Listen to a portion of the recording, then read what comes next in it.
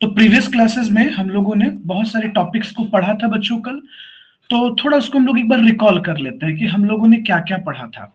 देखिए, तो हम लोग जब कॉन्ट्रैक्ट कॉस्टिंग पढ़ रहे थे बच्चों, तो हम लोगों ने क्या पढ़ा था कॉन्ट्रैक्ट कॉस्टिंग के बारे में। देखिए, ध्यान दीजिएगा और थोड़ा याद कीजिए बच्चों, हम लोगों ने प्रीवियस क्लास में क्या क्या पढ़ा। हम लोगों ने पढ़ा कि contract costing is that form of specific order costing. ये क्या है भाई? तो एक स्पेसिफिक ऑर्डर कॉस्टिंग है। हम लोगों ने यही पढ़ा सर कि contract costing is that form of specific order costing under which each contract is treated as cost unit and costs are accumulated and ascertained separately for each contract। हम इसको क्या कर रहे हैं? सेपरेटली ट्रीट कर रहे हैं हर एक कॉन्ट्रैक्ट के लिए। हम लोगों ने कल यही पढ़ा था ना बच्चों कि कॉन्ट्रैक्ट कॉस्टिंग एक स्पेसिफिक ऑर्डर कॉस्टिंग है। मतलब हम लोग जिस जिस तरह से वर्क को कॉन्ट्रैक्ट करते चले जाते हैं बच्चों, एग्रीमेंट करते हैं उस काम के लिए, तो उसको एक सीरियल नंबर, एक स्पेसिफिक नंबर देते हैं और हर एक वर्क को एक कॉस्ट यूनिट के जैसा ट्रीट करते हैं। हम लोगों ने इस बात को पढ़ा था बच्चों। एंड कॉस्ट आर एक्यूमुलेटेड, हर एक वर्क के खर्च को कलेक्ट करते हैं और हर एक खर्च को एसरटेन करते हैं सेपरेटली हर एक कॉन्ट्रैक्ट के लिए। हम लोगों ने कल यही देखा था ना बच्चों।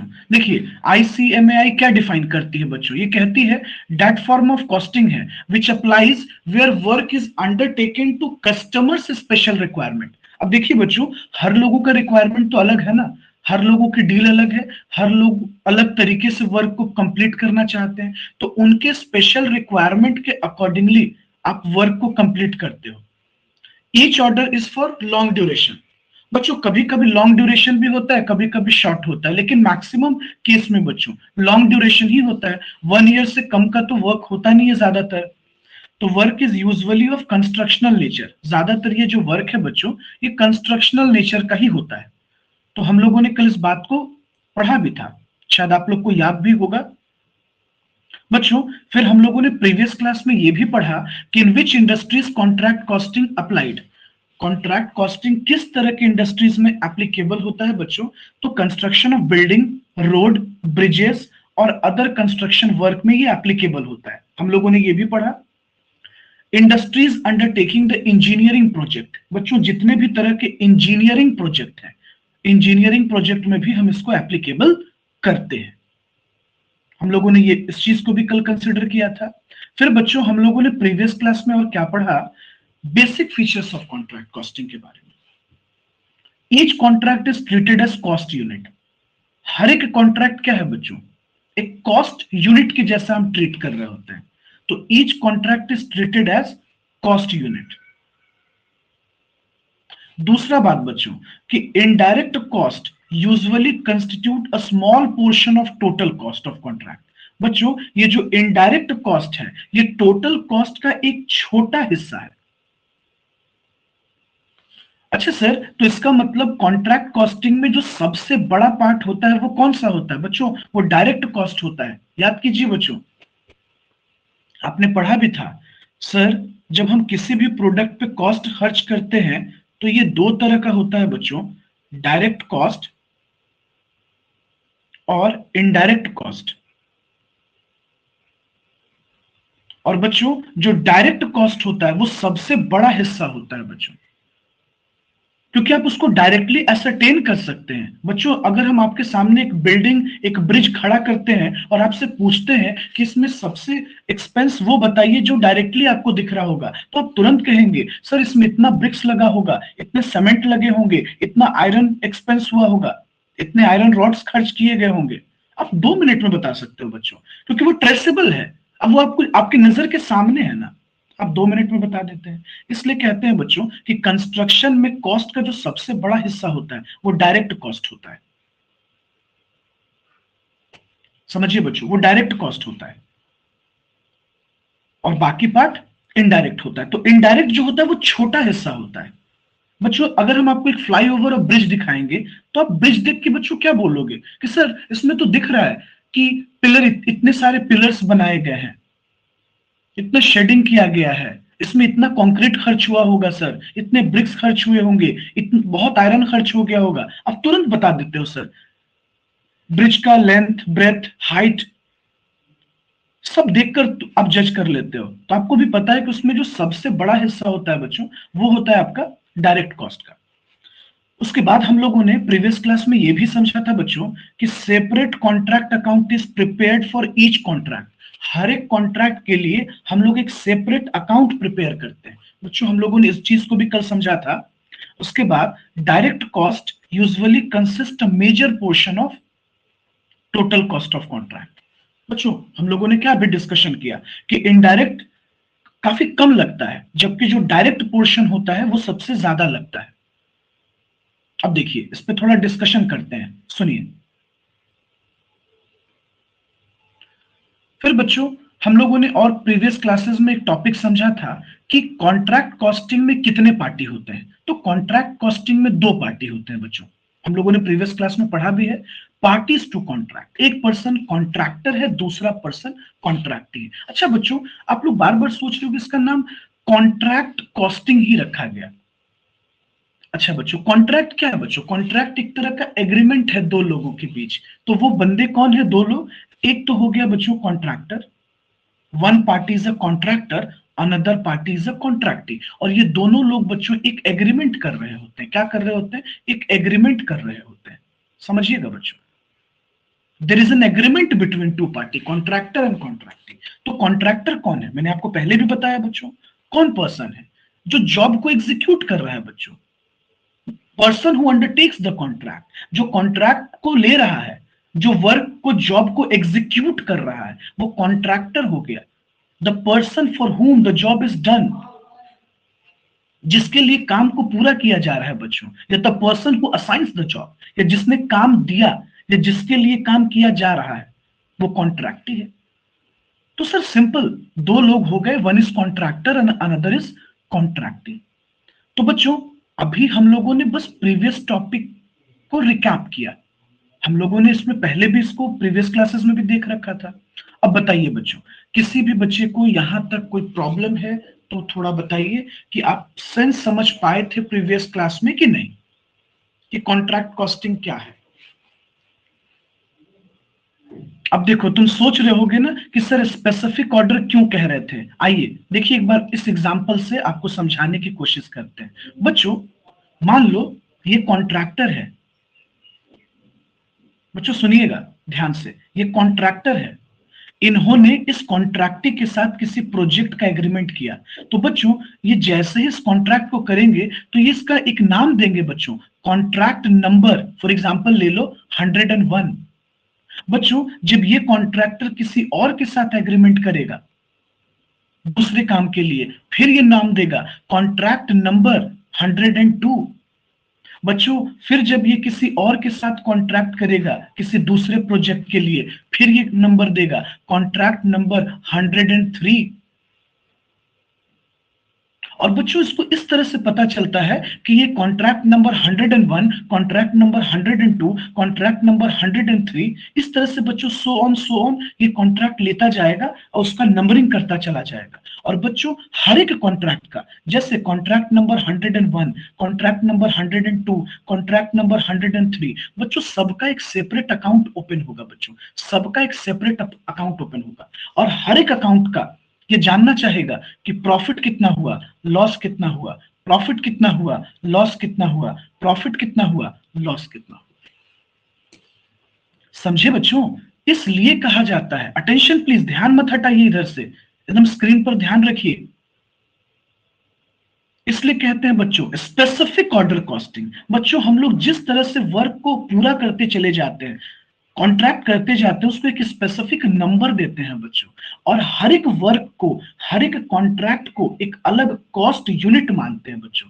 और हर एक कॉन्ट्रैक्ट, जैसे बच्चों समझिए ये जो कॉन्ट्रैक्ट नंबर 101 जो हम लोगों ने एग्जांपल लिया, तो बच्चों इस कॉन्ट्रैक्ट नंबर 101 को पूरा करने में, 101 को पूरा करने में बच्चों हमारा जितना भी टोटल कॉस्ट लगेगा हम उसको कलेक्ट करेंगे बच्चों, ताकि हम पता कर सकें कि हमारा कॉन्ट्रैक्ट प्राइस कितने का है। देखिए बच्चों कॉन्ट्रैक्ट प्राइस कितने का है और टोटल कॉस्ट हम कितना खर्च करते हैं, तो हमारा प्रॉफिट क्या हुआ। और अगर बच्चों हमारा टोटल कॉस्ट बड़ा हो जाता, कॉन्ट्रैक्ट प्राइस से ज्यादा हो जाता, तो फिर हम लोग लॉस में आ जाते। तो ऐसा नहीं है बच्चों कि contract number 101, contract number 102 and contract number 103 का हम एक साथ कैलकुलेशन करेंगे। सर हर एक कॉस्ट सेपरेटली कैलकुलेट होगा बच्चों, एकदम सेपरेटली हम अलग अलग कैलकुलेट करते हैं। हर एक कॉस्ट को सेपरेटली कैलकुलेट किया जाता है।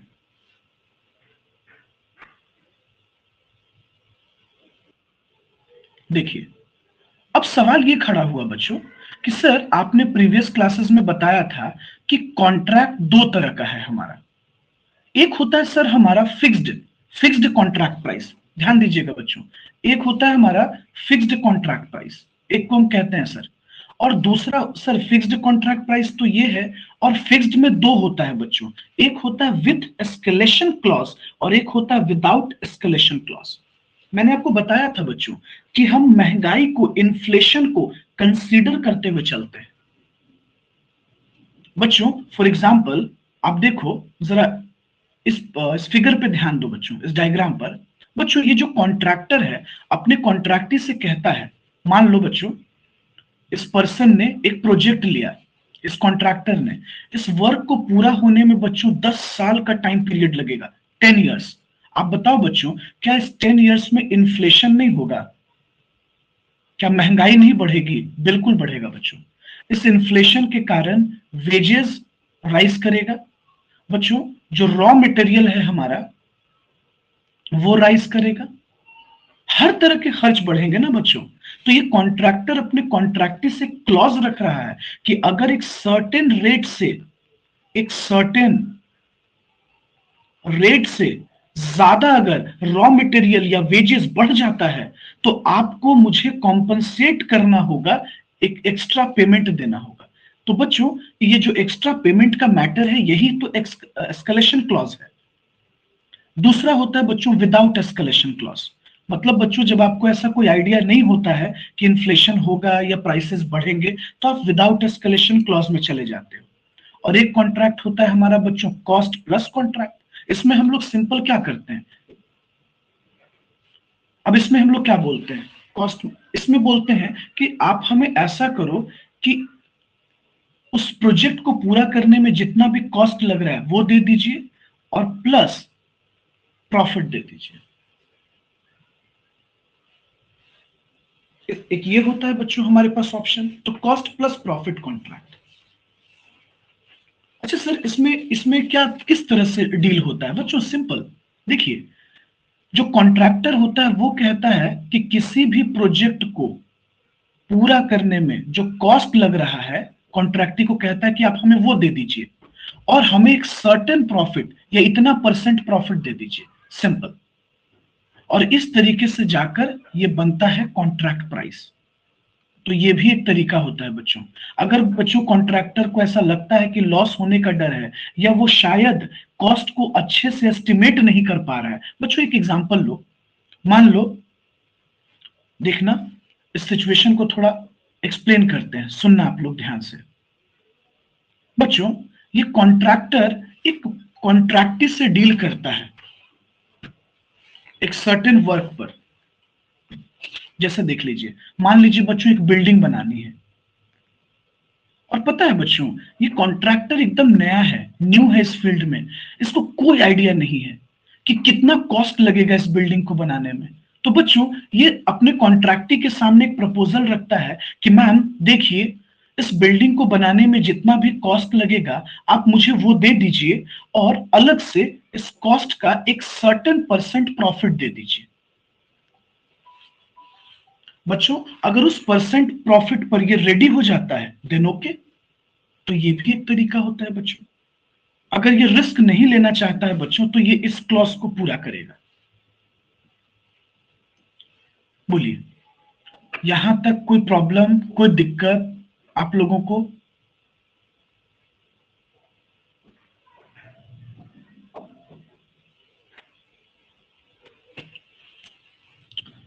बच्चों कोई दिक्कत, एनी प्रॉब्लम? ध्यान से सुनना सर, हम लोगों को प्रॉफिट और लॉस तो एवरी ईयर कैलकुलेट करना पड़ता है, computation of profit in a contract. बिल्कुल बच्चों, अगर हम कंपनी लॉ पे बात करें बच्चों, कंपनी एक्ट पे बात करें, तो कंपनी लॉ के अकॉर्डिंगली हम लोगों को तो every year financial statement present करना पड़ेगा ना बच्चों। पर इस बात को समझिए प्रैक्टिकली बच्चों, हर एक कंपनी को फाइनेंशियल स्टेटमेंट प्रिपेयर करना पड़ता है। प्लीज थोड़ा सा ध्यान दीजिएगा, लेकिन कुछ समझाना चाहते हैं। फाइनेंशियल स्टेटमेंट प्रिपेयर करना पड़ता है। अब बच्चों, अब फाइनेंशियल स्टेटमेंट में क्या कितनी चीज होती है आपको पता होगा, बताइए बच्चों। सबसे पहले बच्चों, फाइनेंशियल स्टेटमेंट में प्रॉफिट और लॉस अकाउंट बनाना होता है, हमें बैलेंस शीट बनाना होता है बच्चों, कैश फ्लो स्टेटमेंट बनाना होता है, और notes to account, notes to account.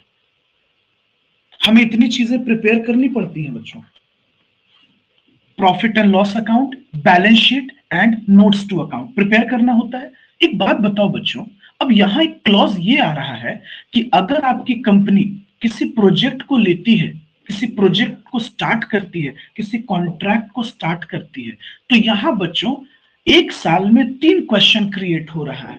Please सब लोग दिमाग शांत करके मेरी बात को सुनिएगा बच्चों। ये भी तो हो सकता है कि कॉन्ट्रैक्ट एक साल में पूरा हो जाए बच्चों।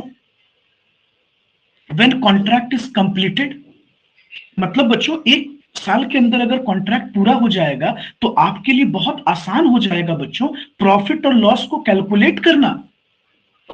It become very much easy. बोलिए बच्चों, लॉजिकल सवाल है ना, बहुत आसान हो जाएगा कि नहीं हो जाएगा। और व्हेन कॉन्ट्रैक्ट इज इनकम्प्लीट, अगर कॉन्ट्रैक्ट इनकम्प्लीट है, अब एक प्रॉब्लम तब है ना बच्चों, देखिए बच्चों, जब कॉन्ट्रैक्ट कंप्लीट हो जाए तब तो कोई दिक्कत ही नहीं है। देखिए कैसे, एक बात बताओ बच्चों, एक आम आदमी भी, एक कॉमन मैन भी क्या करेगा बच्चों, वो किसी भी कॉन्ट्रैक्ट का टोटल कॉस्ट कैलकुलेट कर लेगा और वो माइनस कर लेगा कॉन्ट्रैक्ट प्राइस से। समझिएगा बच्चों, थोड़ा स्क्रीन पर देखिएगा। कॉन्ट्रैक्ट प्राइस से हम टोटल कॉस्ट को डिक्रीज कर लेंगे बच्चों, तो हमें पता हो जाएगा कि हमारा प्रॉफिट हुआ या लॉस हुआ। या बच्चों, अगर हमारा टोटल कॉस्ट ज्यादा है तो हम कॉन्ट्रैक्ट प्राइस को लेस कर लेंगे, तो हमें लॉस पता हो जाएगा। लेकिन ये तो तब ना हो जाएगा बच्चों जब आप एक साल के अंदर प्रोजेक्ट को पूरा कर लोगे। लेकिन हमारे लिए प्रॉब्लम कब क्रिएट हो रहा है बच्चों, प्रॉब्लम तब क्रिएट हो रहा है जब हम एक साल के अंदर प्रोजेक्ट को पूरा नहीं कर पा रहे हैं। इस चीज को समझिए थोड़ा। इसका यह मतलब हुआ सर कि इस पूरे कॉन्सेप्ट में जो सबसे इंपॉर्टेंट पार्ट है, व्हेन कॉन्ट्रैक्ट इज इनकम्प्लीट, बिल्कुल सही बच्चों, जब कॉन्ट्रैक्ट इनकम्प्लीट होगा, ये पार्ट सबसे इंपॉर्टेंट है। यहीं पे सबसे बड़ा प्रॉब्लम है बच्चों कि how to calculate a profit, एक कंपनी का प्रॉफिट किस तरीके से कैलकुलेट करना होता है। ओके, दूसरी सबसे बड़ी बात, when contract is likely to be completed, मतलब बच्चों कंप्लीट हुआ नहीं है लेकिन कंप्लीट होने होने पर है। कंप्लीट हुआ नहीं है, कंप्लीट होने होने पर है। मतलब आपने 90% से ज्यादा वर्क कर दिया बच्चों, मान लीजिए आपने 95% वर्क पूरा कर दिया, या हम मान ले बच्चों कि आपने 98% प्रोजेक्ट पूरा कर दिया, आपने 97% प्रोजेक्ट पूरा कर दिया, तो इसको हम कहते हैं बच्चों लाइकली टू बी कंप्लीटेड। अब सुनिए बच्चों, इसके रिगार्डिंग रूल्स क्या है, मेरी बात को ध्यान से सुनिएगा आप लोग।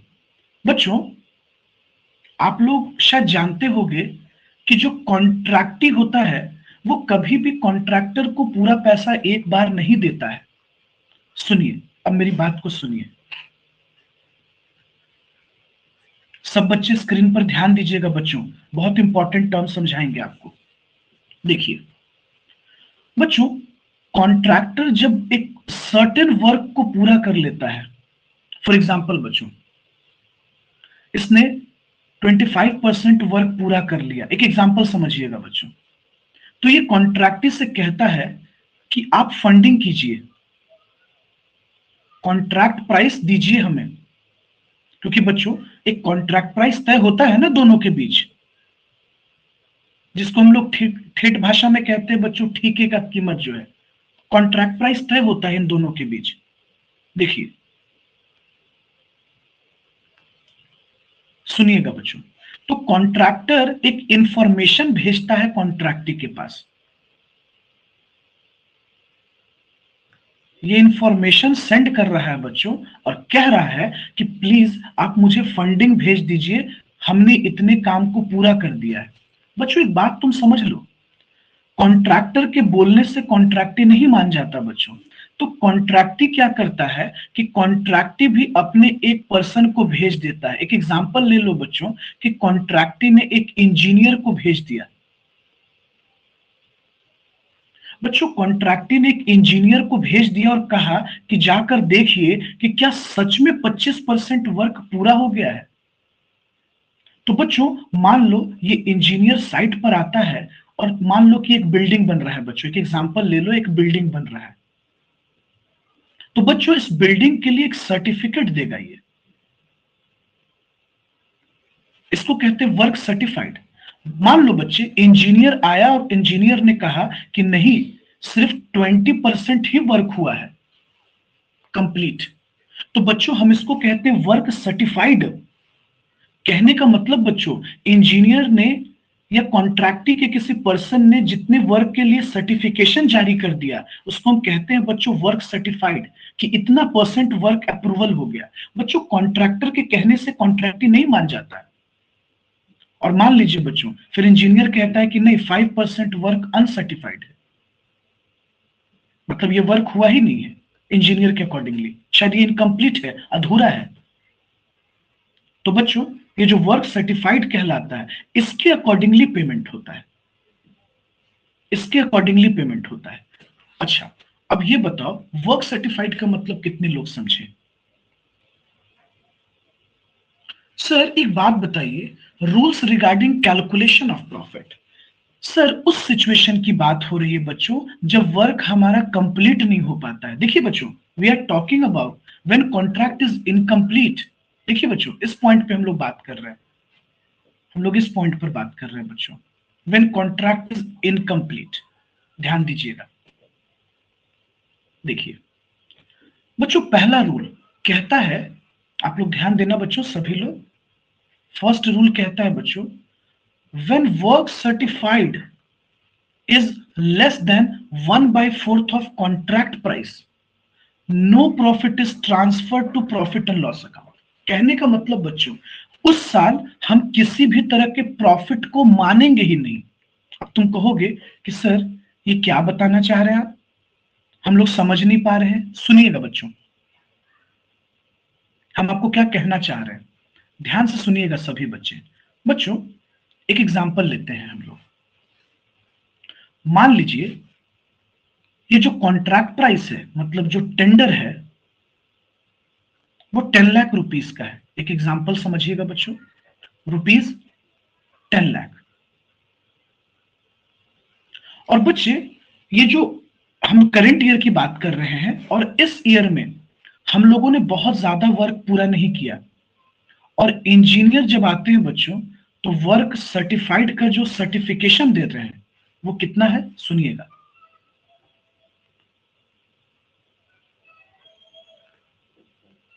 Work certified rupees 2 lakh. बच्चों अकॉर्डिंग टू इंजीनियर्स कि वर्क जो सर्टिफाइड हुआ है वो सिर्फ 2 लाख रुपए का है।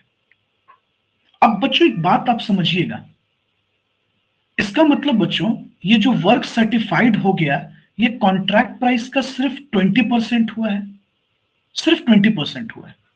देखो बच्चों रूल क्या कहता है कि अगर वर्क सर्टिफाइड 1/4 से लेस है तो बच्चों 1/4 का मतलब क्या हुआ, 1/4 का मतलब हुआ 25% ना, एक चौथाई का मतलब होता है बच्चों 25%। तो अगर वर्क सर्टिफाइड 25% से कम है no profit is transfer to PL. इसका मतलब बच्चों कि इस ईयर में यानी जिस ईयर की हम बात कर रहे हैं, इस देखिएगा बच्चों ध्यान दीजिएगा, इस ईयर में हम लोग किसी भी तरह का प्रॉफिट नहीं ट्रीट करेंगे, मतलब हम मान के चलेंगे कि कोई प्रॉफिट ही नहीं हुआ। ओके अच्छा इसका मतलब सर आप ये कहना चाह रहे हैं कि जब हम लोग कॉन्ट्रैक्ट अकाउंट बनाएंगे तो ये प्रॉफिट नहीं माना जाएगा? बिल्कुल नहीं बच्चों, ये नॉशनल प्रॉफिट होगा, ये प्रॉफिट नहीं होगा बच्चों, नॉशनल प्रॉफिट। इसको हम लोग सिर्फ नॉशनल प्रॉफिट मानेंगे बच्चों, सिर्फ नाम का। अच्छा सर, ऐसा कब होता है बच्चों? ऐसा तब होता है जब आपका वर्क सर्टिफाइड 1/4 से लेस हो जाए कॉन्ट्रैक्ट प्राइस के। बोलिए बच्चों, कुछ आइडिया लगा?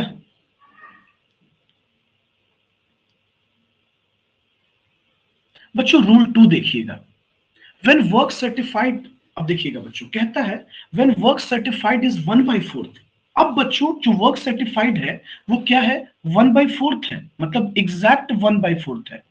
और मोर, बच्चों या तो 1/4, 1/4 या 1/4 से ज्यादा, but less than half, less than half. तो बच्चों ऐसे सिचुएशन में कॉन्ट्रैक्ट प्राइस में हमें कितना प्रॉफिट ट्रांसफर करना होता है, ये फॉर्मूला सीखिएगा। तो कहते हैं बच्चों कि notional profit into 1/3 into cash received by work certified. अब देखिए, हम एक एग्जांपल लेके आपको समझाते हैं कि नॉशनल प्रॉफिट का कितना ट्रांसफर होगा। देखिए सुनिएगा सभी बच्चे, देखिए बच्चों, अब एक एग्जांपल लेते हैं और आपको क्लियर करते हैं। देखिए बच्चों, हम लोग बात कर रहे हैं इस फाइनेंशियल ईयर की। देखिएगा, हम लोग बात कर रहे हैं फाइनेंशियल ईयर। सब बच्चे ध्यान से सुनिएगा मेरी बात को, प्लीज अटेंशन। 21-22 बच्चों, we are talking about financial year 21-22। सुनते जाना बच्चों। मान लो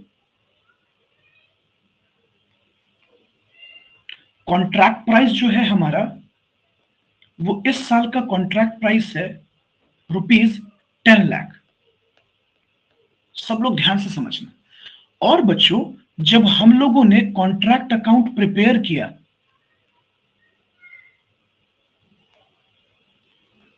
बच्चों जब हम लोगों ने कॉन्ट्रैक्ट अकाउंट प्रिपेयर किया, तो हम लोगों को इस साल जो नॉशनल प्रॉफिट पता हुआ,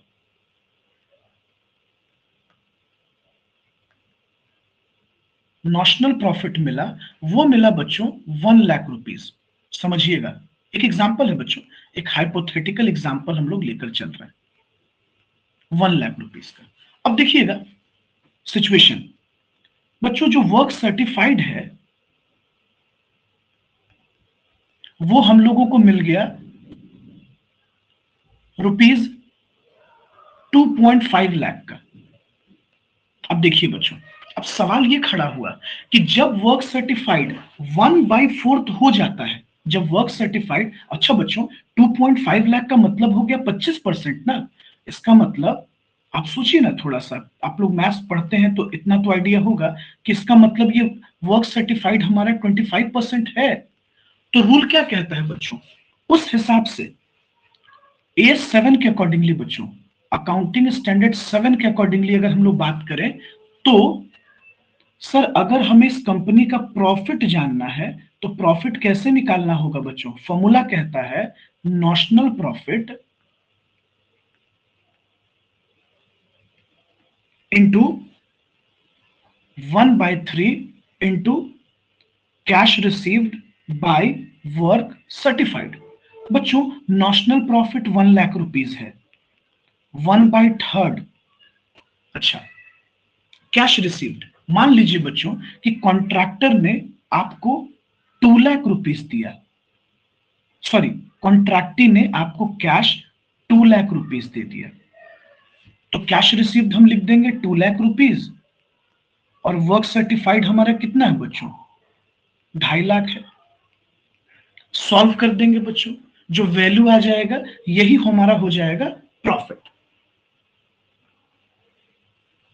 आई बात समझ में? तो सिंपल बच्चों, एक फॉर्मूला है ये, notional profit into 1/3 into cash receive. Contractee ने कॉन्ट्रैक्टर को कितना पैसा दिया उस काम के लिए, वो पुट कर दीजिए बाय वर्क सर्टिफाइड, सर्टिफिकेट कितना के लिए मिल गया है।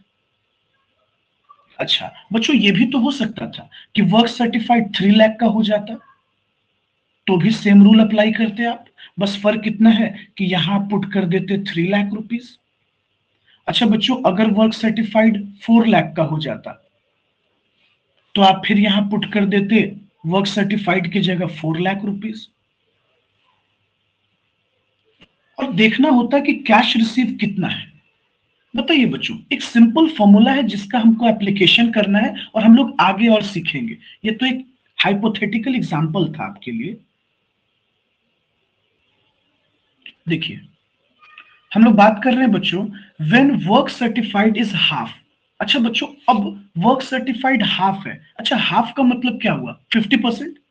अगर बच्चों आपको सर्टिफिकेट 50% का दे दिया जाता है, व्हेन वर्क सर्टिफाइड इज 50%, मतलब हाफ और मोर, हाफ या हाफ से ज्यादा, बट लेस देन 90%, लेकिन 90% से कम, तो वी कैन से कि 2/3 of profit is transfer to PL. तो ऐसे सिचुएशन में बच्चों कितना प्रॉफिट ट्रांसफर होगा? 2/3। लेकिन सर कब? बच्चों जब वर्क सर्टिफाइड आपको 50% का मिल जाए, 50% या उससे ज्यादा, लेकिन 90% से कम। एक एग्जांपल लेते हैं बच्चों, तो शायद आपको ज्यादा क्लियर होगा। देखिए, मान लीजिए बच्चे कि जो कॉन्ट्रैक्ट प्राइस है हम लोगों का, बच्चों ये जो कॉन्ट्रैक्ट प्राइस है ये 10 लाख रुपीस का है। 10 लाख रुपीस का है। ओके, सुनते जाना बच्चों। फर्दर अगर हम लोग बात करते हैं, तो हम लोगों को जो वर्क सर्टिफाइड हुआ है, मतलब जो बच्चों सर्टिफिकेशन मिला है, वो मिला है 5 लाख रुपीस का। मतलब बच्चों जो इंजीनियर है वो हम लोगों को 5 लाख रुपीस का सर्टिफिकेट दे रहे हैं। तो बच्चों इसका मतलब तो ये हो गया कि 50% का सर्टिफिकेट मिल गया, जिसके बदले में कॉन्ट्रैक्टी हम लोगों को कैश पेड कर दिया है, कैश पेमेंट कर दिया है 4 लाख रुपीस का। और बच्चों जब हम लोगों ने अपना कॉन्ट्रैक्ट अकाउंट बनाया, कॉन्ट्रैक्ट अकाउंट बनाया, तो नॉशनल प्रॉफिट जो है बच्चों, जो नॉशनल प्रॉफिट है वो मान लीजिए ₹1 लाख का आ चुका है। तो ऐसे सिचुएशन में कितना प्रॉफिट और लॉस माना, कितना प्रॉफिट निकाला जाएगा? देखिए रूल क्या कहता है, मैंने जस्ट अभी आपके सामने रूल लाया। तो रूल सिंपल क्या बोल रहा है बच्चों? रूल कह रहा है ना कि notional profit, notional profit into 2/3 into cash received, cash received by work certified, by work certified. तो बच्चों नॉशनल प्रॉफिट कितना हुआ है? 1 लाख रुपीस। नोट डाउन कर दीजिए। 2/3, 2/3 into cash received, cash received कितना हुआ है बच्चों? 4 lakh rupees by work certified 5 lakh. बच्चों हम लोग सॉल्व करेंगे, जो भी फिगर आएगा वो हम मान लेंगे कि ये हमारा इस साल का प्रॉफिट है। बच्चों ये एग्जैक्टली 100% सही नहीं होता, एक एस्टिमेशन बनाया गया है बच्चों। अकाउंटिंग स्टैंडर्ड 7 के अकॉर्डिंगली इस चीज को एस्टिमेशन कर दिया गया है। बोलिए बच्चों, आइडिया लगा? तो हम लोगों को इस फॉर्मूला का यूज करने सीखना है बच्चों। और अगर हमें नॉशनल प्रॉफिट निकालने आ गया, और बच्चों ये बहुत भारी नहीं है, ये सिंपल एक प्रॉफिट और लॉस अकाउंट के जैसा हम बनाएंगे। ये ऑलरेडी आप 11th क्लास वगैरह में इन सब चीजों को पढ़े हो, और अभी हम फिर से रिपीट करेंगे तो आपको समझ में भी आ जाएगा।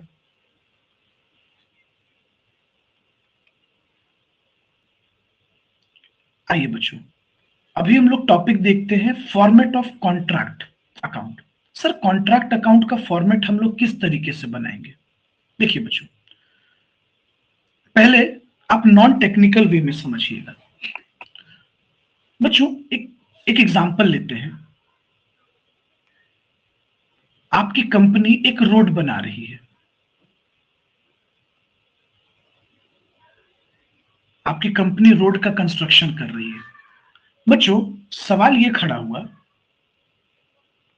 कि हम लोगों को एक कॉन्ट्रैक्ट अकाउंट प्रिपेयर करना है जो कि फाइनेंशियल ईयर 21-22 का है बच्चों। मतलब we are talking about current year, हम लोग इस साल की बात कर रहे हैं, 21-22। अब बच्चों एक लॉजिकल वे में तुम सोचो, सबसे पहले तो हम ये जानने की कोशिश करेंगे कि हमने टोटल कितना एक्सपेंस किया, मतलब कितना मटेरियल मंगवाया इस वर्क के लिए। मटेरियल परचेज, हमने कितने का मटेरियल परचेज किया बच्चों इस वर्क के लिए, हम वो कैलकुलेट कर लिए। बच्चों ये भी तो हो सकता है कि हमें वेजेस लगेगा, एक्सपेंसेस लगेगा, लेबर लगेगा। बच्चों आपको भी पता है बिना लेबर के काम नहीं हो सकता, रिकॉर्ड तो करना पड़ेगा ना सर। अच्छा बच्चों, मशीन्स मंगानी पड़ी। आप भी देखते हो कि बच्चों जब हम लोग रोड का कंस्ट्रक्शन करते हैं तो कंस्ट्रक्शन की हैवी हैवी मशीन्स मंगानी पड़ती है। प्लांट हम लोगों ने रिकॉर्ड कर दिया। अच्छा बच्चों, ऐसा भी होता है कि कभी कभी मटेरियल तो हम परचेस कर कर मंगवाते हैं और कभी कभी किसी दूसरे साइट से मंगवाते हैं। मान लो बच्चों कि पटना में एक और कॉन्ट्रैक्ट था हम लोगों का, मेट्रो का प्रोजेक्ट चल रहा था।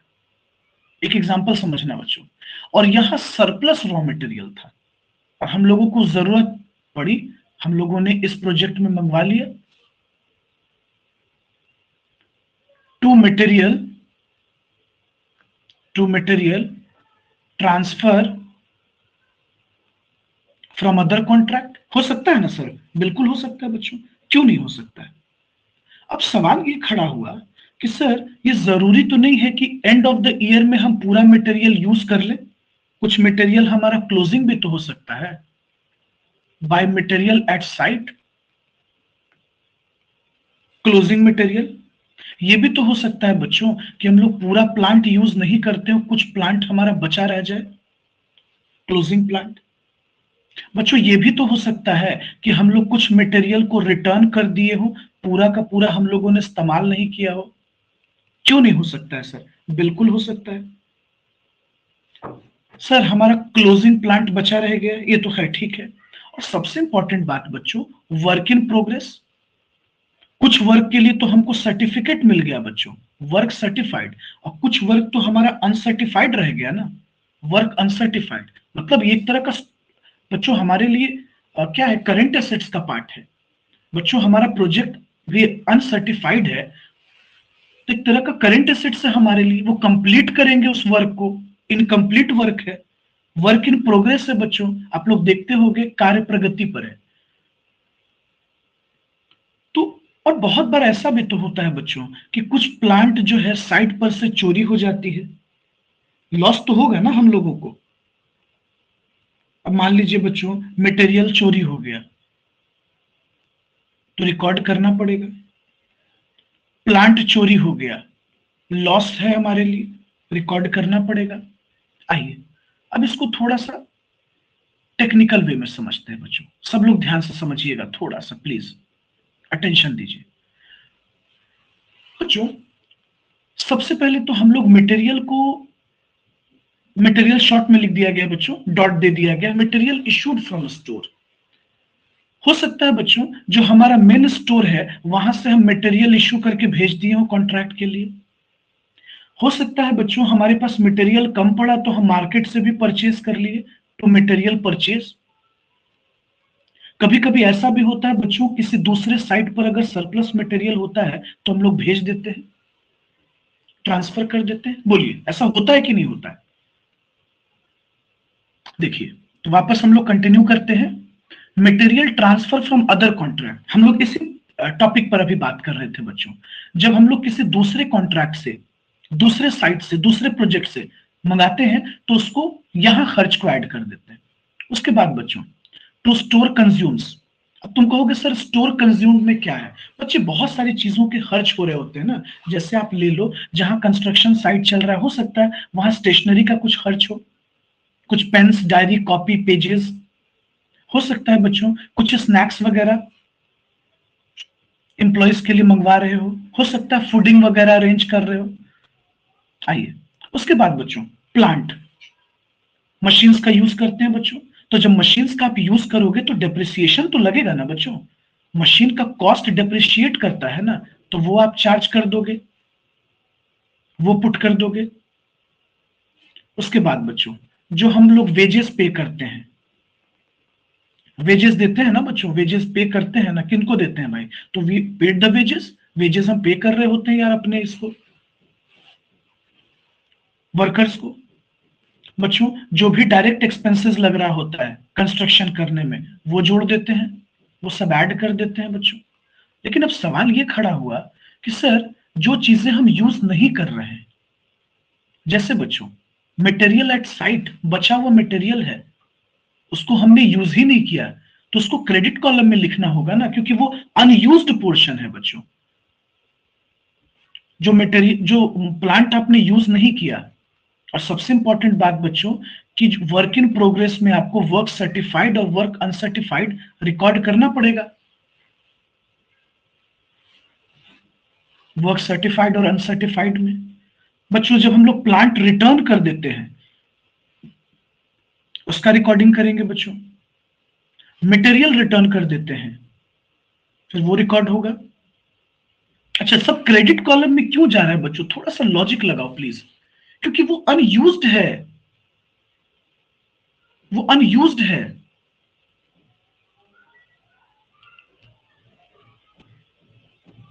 चलिए फिर देखिए बच्चों, सर जब हम लोग सेल ऑफ मटेरियल सेल कर देते हैं देन बच्चों क्रेडिट कॉलम में, क्योंकि ये अनयूज्ड पोर्शन है। बच्चों अगर हम प्लांट भी सेल कर देते हैं, अनयूज्ड पोर्शन है, क्रेडिट कॉलम में। और अगर बच्चों मटेरियल हम लोगों ने सेल किया और उस पर लॉस हो गया, या प्लांट सेल किया उस पर लॉस हो गया, बच्चों इसको प्रॉफिट और लॉस अकाउंट में आप ट्रांसफर कर दीजिए। बच्चों material transfer to other contract पे आपने मटेरियल ट्रांसफर किया है, उसको भी क्रेडिट कॉलम में ट्रांसफर कर दीजिए। बच्चों आपने मशीन्स ट्रांसफर किया है, या यूं कह लीजिए कि प्लांट डिस्ट्रॉय हो गया बच्चों, मटेरियल चोरी हो गई, लॉस हो गया, तो इसको भी आप ट्रांसफर कर दीजिए। किस कॉलम में ट्रांसफर कर दीजिएगा?